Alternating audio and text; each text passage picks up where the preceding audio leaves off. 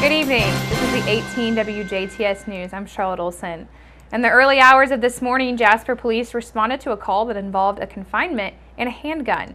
Just before 2 a.m. this morning, they responded to the scene after receiving a 911 call where a woman could be heard crying and a male could be heard yelling in the background.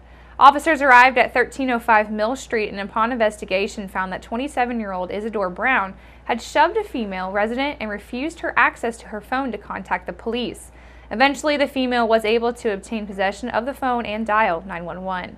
During the subsequent investigation, police also found that Brown was a felon and had a handgun in the residence. He was then taken into custody and transported to the DuBois County Security Center. Brown is being charged with multiple felony charges that include criminal confinement, domestic battery, possession of a firearm by a serious violent felon, and intimidation, along with 2 misdemeanor charges of interfering with the reporting of a crime and possession of a firearm by a domestic batterer. The Northeast DuBois School Corporation met last night in DuBois at DuBois and addressed a number of issues including hiring assistants, co-ops, and budgets. Northeast DuBois Middle School Principal Ryan Case recommended that Sean Kolb to be hired as a special education assistant at the middle school. He will replace Neil Graves. This was approved by the board, and the Northeast DuBois High School Principal Tina Fox recommended that Felicia Hinke to be hired as a special education assistant for the high school, and she will replace Nathan Raber. This was also approved by the board, and among other issues approved, the Lost River Career Cooperative was approved, and Superintendent William Hoaxang says that the students will travel to Springs Valley to study classes not offered at DuBois. We belong to the Patoka Valley Career Cooperative, but Lost River, we've joined that as well because that gives a few extra courses that our kids are interested in taking. For instance, heavy machinery is offered up there. Also, there's criminal justice. There's just courses like that not offered locally, but yet maybe offered at Springs Valley, where, as close as we are, 20-minute drive, it's just as easy for our kids to drive up there for a vocational class. And it really means a lot to the students who really that's their area that they want to go into to get that early experience in. These classes that the students can take include fire and rescue, law enforcement, heavy machinery, and construction. A big subject that was discussed last night was the budget for the 2018 year. William Hoaxang asked permission to advertise the 2018 budget for the general fund, debt service fund, pension bond debt fund, capital project plan for 2018, 19, and 2020, transportation fund, bus replacement fund, and the rainy day fund. Hoaxang talked about how this year's budget is to be the same, if not less, than last year's. I put the budget estimate out there tonight to the board. Very similar to other years. Basically, try to take what we spent last year, and we're in a process of trying to shrink our expenditures. So pretty well kept it the same to maybe even a little less in some areas.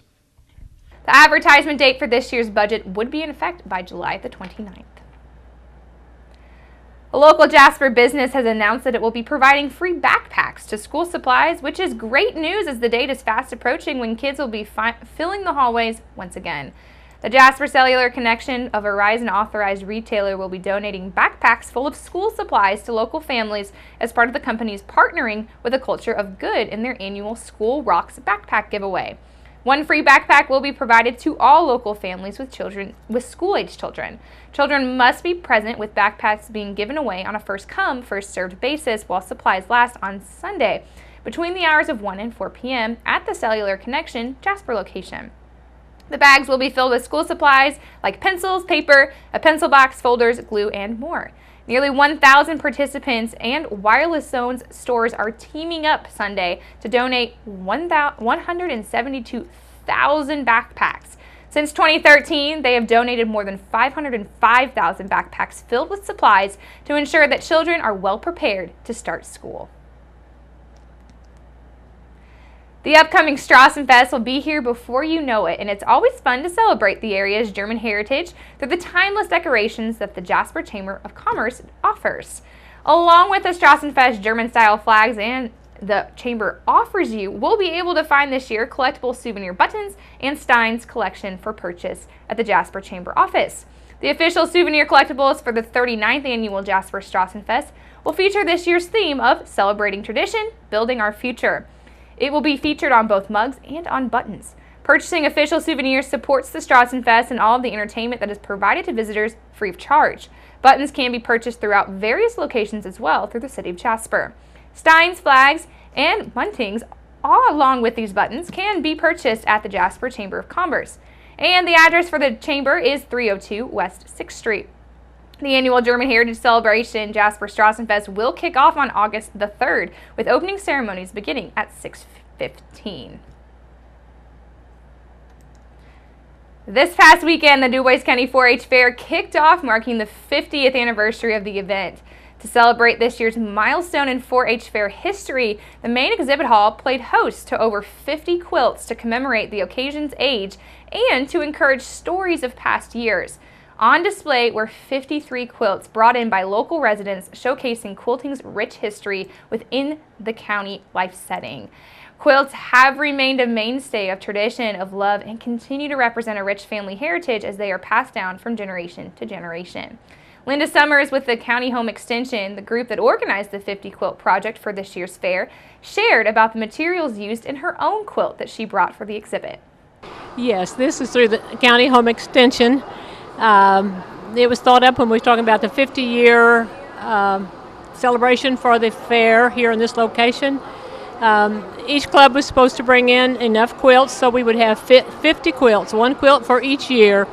They're not to be new, well they can be new, used quilts with stories, so it would be just a quilt exhibit, no competition, and we ended up with 53 quilts, so we had our quota, and we have a good selection of different kinds of quilts. I think mine's probably the oldest, raggediest quilt there is in the exhibit because it has a lot of family history to it. It had a batting that was a hand-woven or a woven blanket that had been used, and you used everything that you had, and they put made a top and used that for the batting. So, and then they used the quilt, and it's got holes in it so you can see the old blanket underneath. So it's things like that. Then we have quilts with themes on them, quilts with pictures, all different. The artistry of the ladies in the home extension, it's just something to show what we do in the county and to remember the 50 years. The history behind the quilt is very simple, in that during a time for early colonists when materials were scarce, many women had to become creative in their use of on-hand materials to help keep their families warm. Thus, the quilt was born, with these early settlers not having anything to waste, as they would continuously patch a worn blanket, then when necessary combine one worn-out blanket with another worn-out blanket, which of course created a quilt. These early quilts were not carefully constructed heirlooms, rather they were functional items for the sole purpose of keeping their families warm. Quilts as we know them have become more mainstream as fabrics developed into an affordable common purchase in the American landscape. Some of the more popular styles of quilts made during the early 1800s were whole cloth quilts and medallion quilts. In the 100 years between 1750 and 1850, it is known that thousands of quilts were pieced and patched, with many of them preserved in historical institutions. With the rich history of quilts, it's not only fitting to have them on display at this year's 4-H Fair, celebrating 5 decades and showcasing agriculture and hands-on learning.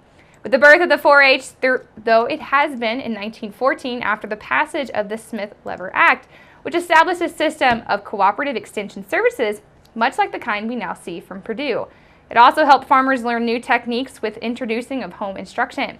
Today, 4-H continues to serve youth in rural, urban, and suburban communities in every state across the nation. 4-Hers are tackling the nation's top issues, from global food security, climate change, and sustainable energy, all the way to child obesity and food safety. And make sure you keep it right here, because up next we'll take a look at your weather summary.